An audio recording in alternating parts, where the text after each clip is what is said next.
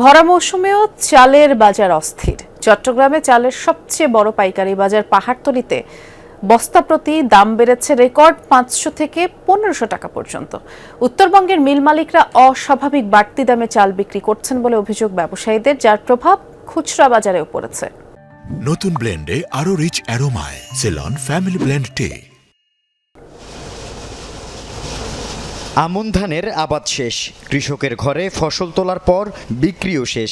এরই মধ্যে হঠাৎ অস্থির চালের বাজার। নওগাঁ, দিনাজপুর সহ উত্তরবঙ্গের মিলগুলো থেকে বস্তা প্রতি 300 থেকে 500 টাকা বেশিতে নাজিরশাইল, জিরাশাইল ও কাটারি ভোগ কিনতে হচ্ছে চট্টগ্রাম সহ বিভিন্ন অঞ্চলের পাইকারদের।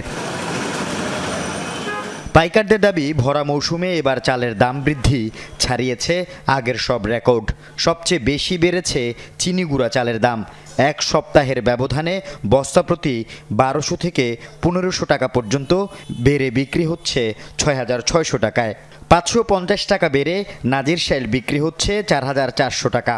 কাটারি আতপ 400 টাকা বেড়ে 4200 ও জিরাশাইলের বস্তা 300 টাকা বেড়ে বিক্রি হচ্ছে 3900 টাকায়। যে হারে বেড়েছে এটা কখনোই মেনে নেওয়ার মতো না। প্রত্যেকটা 50 কেজির বস্তায় 1000 টাকা থেকে 1500 টাকা পর্যন্ত বাড়িয়েছে। গরু কোম্পানি, মিল, বড় বড় মিলের কোম্পানি ধান সব স্টক করে ফেলছে। তারা এখন বাড়তি রেটে মাল বিক্রি করে নাই বিলো হয়। সরকার নির্বাচনের কারণে এই বাজার নিয়ন্ত্রণ করতে পারতেছে। পাহাড়তলীর এই পাইকারি বাজার থেকে চাল সংগ্রহ করেন খুচরা ব্যবসায়ীরা। দাম বাড়ায় চাহিদা অনুযায়ী চাল নিতে পারছেন না তারা। ওনার কাছে চাল কিনতে আসছি 20 বস্তা, কিন্তু আমার থেকে কিনতে হচ্ছে 15 বস্তা। কমায় নিতে হচ্ছে যেহেতু দাম বাড়ে গেছে। আমাদের কোনো ক্যাপাসিটি নেই খুচরা বেচার। আমরা 150 বস্তা, 200 বস্তা, 250 বস্তা চাল নিই, কিন্তু অন নিতে পারতেছি না। আমরা 100 বস্তা লইলে আমাদের অনেক টাকা হয়ে যায়, আমরা পুঁজি দিতে পারতেছি না এই অবস্থা। মৌসুমের শুরু থেকেই কর্পোরেট সিন্ডিকেট ধান চাল মজুত করায় এই অস্থিরতা বলে দাবি ব্যবসায়ীদের।